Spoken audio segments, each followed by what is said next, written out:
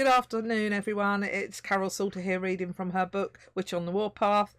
Before I start reading, I would like to say that I am not able to do an Irish accent, so bear with me if I make a feeble attempt in places of trying to do one, because it's not my natural accent. So thinking of chapter 7, which we're about to start, we left Gristle discovering her spell ingredient and planning to go and collect it from Onk the troll. Let's see what happens. Chapter 7, Luck of the Irish. This last dream was so compelling and so terrifying that Onk lurched to his feet, waking as he did so. Without any specific plan, he lumbered off towards the big city, away from the awful threat of starvation. Onk trod through the sleeping suburbs, not fully aware what he was doing. He was a troll on autopilot. His instinctual need for survival told him to accept the commands go and move, so he did. Trolls are good at following short commands. They were used a lot in wizard battles because they followed orders to the letter. Once a troll had been ordered to fight, he or she would continue to fight or remain on mission until they ran out of enemies. Sometimes it was hard making them realise a battle was over. Some words seemed to have no impact, bouncing off their brains unheard. These included, for example, "Stop! We've won!" Triggered by an urgent sense to move again, Onk's subconscious brain, a lump of primitive reflexes, went into battle mode. He was following the order given in his dream. He wouldn't stop unless ordered to do so, or until a new order was presented which he could understand. It was a good thing most humans were asleep that night, because they missed Onk's passage south through the northern suburbs. A number of residents had woken to find the edges of their shops and houses strangely missing the next morning. A confused Mrs. Edna Pringle of 24 Langbourne Avenue had inquired a new troll-shaped hole in one corner of her chintzy decorated lounge. The hole missed her new flat-screen TV by 3 inches, so EastEnders was safe and Mrs. Pringle wasn't in fact too put out. The troll motif was repeated again in her antique pine kitchen units, where it had taken out one side of the worktops, the left side of the refrigerator, and all of her cat Tiddle's food supplies stored on the top. Her insurance company were not happy. They were further aggrieved when the house, deemed unstable due to an infringement of the main retaining wall, had to be evacuated. They had to pay extensive repair bills and put Mrs. Pringle and Tiddles up in quality accommodation for the period of the renovation. For you see, Mrs. Pringle was not a retired insurance company solicitor for nothing. Gristle arrived at her destination seconds after Onk left.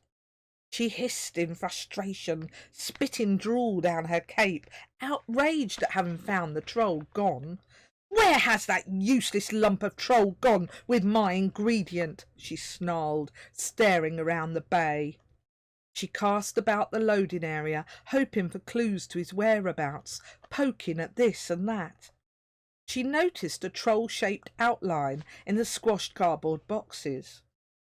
Judging from the heat and overwhelming stench of blue cheese radiating from the boxes, she deduced the wretched troll had left only moments before.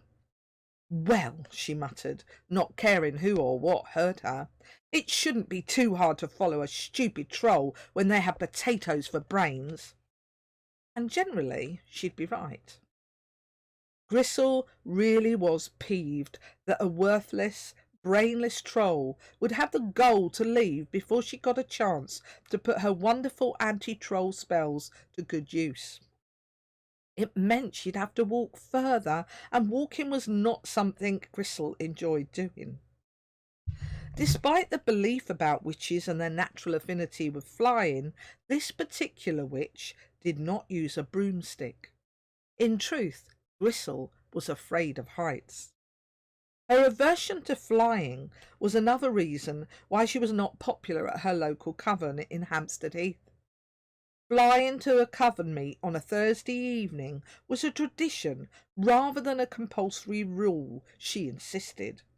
Just about any witch who was anybody flew in by broom, while Gristle arrived on foot. In the beginning, a few had tittered at her inadequacy, but that stopped once their mouths were spell-stitched together for a week. Not being able to ride a broomstick to meetings meant Gristle could never be the Witch of High Heath, the WHH, or head honcho. And though she did not aspire to be, considering herself far superior to the role, it irked her. In a fit of pique, finding the troll departed and her plans thwarted, Gristle turned on a nearby tomcat scavenging in the supermarket dustbins, changing it into a small ginger dog. The cat dog ran off in terror. Out of its altered mouth a strange meowk, meowk sounded. Frightened by the canine sound, the stricken animal sped off to the closest white witch as fast as its newly elongated legs could carry it. Gristle giggled for a few seconds, relishing her mischievous act. It was a young maiden's giggle and quite out of place in her old woman's mouth. Her happiness was short-lived, however, as she focused on the laborious hunt ahead of her. The thought of the impending chore made her stamp her feet in anger. She kicked several cardboard boxes around the yard in an attempt to assuage her pending hissy fit. Taking several deep breaths, she calmed down enough to think sensibly about Onk's trail. In the interim, Onk was meandering up and down the streets, listening to voices which he was convinced were coming from inside his head. He stood in front of Hampstead Heath train station, staring at the station sign, while a small voice said, "Go on the train! Go on the train!" The phrase contained far too much vocabulary for Onk. It confused him. To him it could mean any number of things. As a result, he stood facing the red brick wall outside the new aluminium and plastic station. The voice in his head, realising 3 words were too much for a city troll, changed its orders. The first "go" had been simplicity itself, but the concept of getting onto a train, and a tube train at that, was way out of Onk's mental league. Onk remained where he was, waiting for an order he could comprehend. Onk had never boarded a train. He didn't need to. He knew his way around the community without needing human transport. If you wanted to go to the tip, you'd follow Onk. He knew the way. If you needed a shiny piece of stuff to attract the ladies, Onk knew where to locate one. If food was scarce, the troll could even unearth tender morsels like sweet rotting mole and the ever-handy decaying dormouse who failed to wake in spring. If it hadn't been for his outlandish ways, long hair, clothes and furniture, Onk would have been considered for the role of clan chief. Of course, he'd have to take a wife, or maybe several wives, so perhaps he wasn't so stupid after all. "Move!" came the new command. Onk moved forward, annihilating the Grade 2 listed wall in front of him. He just dismantled a metal bench when the command "stop" was given. Onk stopped. There was another "move" and another "stop," and Onk was deposited on the train. "On the train," rumbled Onk, repeating the earlier phrase. The voices inside his head exploded into a cacophony of squealing sounds with undisguised excitement and rapture. "Did you hear that? Did you hear that?" blurted out one tiny, very excited voice. "Will you stop pushing me, you idiot? I'll fall off this dang blam hat in a minute. You see if I don't," came the irritated response. "He said the 3 words! 3 words! You both heard him, so you did. Sure as if I ever kissed the Blarney Stone," continued the ecstatic voice again. The excitement in Onk's head was excusable, because no one had ever, in all the shattered magical dimensions, and there were plenty of them, heard a troll say more than 1 word in a row. Sharnley, the unicorn, claimed to have heard 2 words whilst travelling on the Boston Metro, but that was from a Massachusetts troll, and everyone knows they're odd as trolls go, very inbred, diluted with ogre's blood and such like. "Oh, I wish I had my shamrock here, so I do. The luck of the 3 words. Bless me, mother of mine," the first voice went on, praising Onk to the heavens. You probably guessed by now that someone else was running the show regarding Onk's movements instead of Onk's own brain. They had, in all probability, just saved his slow and lumbering life. Sadly, Onk couldn't appreciate this fact just yet. The animated voices continued to talk, and there were 3 of them. "Okay, I'll give it to you. He said the 3 words. So what are we going to do with him now, Mr. Smarty Pants Seamus?" asked the second sarcastic voice. "Well, Mr. Miles can't wait for anyone, O'Shaughnessy. If you'll just give me a minute, I'll answer. I thought we might take him round by way of Richmond Parkway. It's pretty down by the water, and he ought to be safe. That horrible old hag won't find him, and we all knows witches can't abide water," replied Seamus, the superior smugness evident in his voice. "All right, sounds okay to me," said Miles, his high nasal tone betraying his begrudging admission that for once Seamus had a good idea. "Let's go then," he added. "Well, he's a bit awkward to steer, don't you know," replied Seamus, whose real name wasn't Mr. Smarty Pants. "You've done a right fine job up to now, Seamus. A grand job, I might say, saving his life and the babe's too," answered Finley, the 3rd leprechaun. "'Tis only what any right-thinking leprechaun would do. Is that not so, Miles?" answered Seamus, blushing pink at the compliment.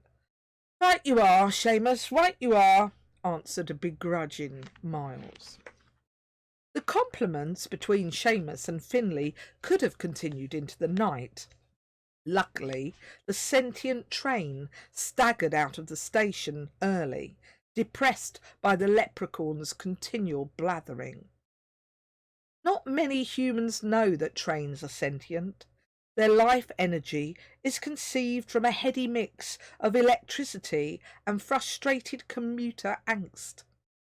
The one group of humans aware of sentient trains dress in the anorak of allegiance and are called train spotters. They, of the mystic numbers, possess empathy with the train's energy, their subconscious calling them to respond. They arrive on platforms across the globe on early summer evenings to begin the bonding ceremony.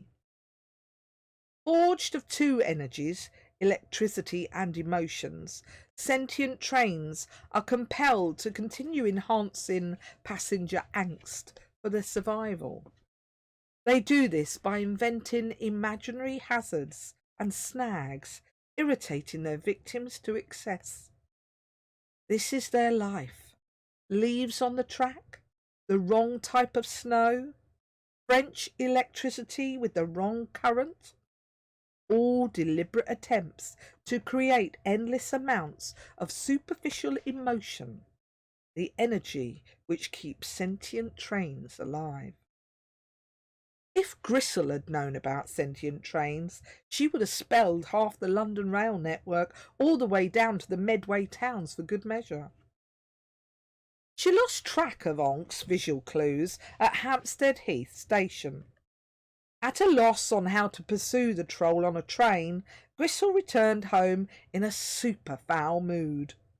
To lift her spirits, she turned a few individuals into goofy monstrosities, plus a number of cats went home with extra tails. But this fun didn't ease her vexation. For now, Gristle's ingredients would have to come from another source.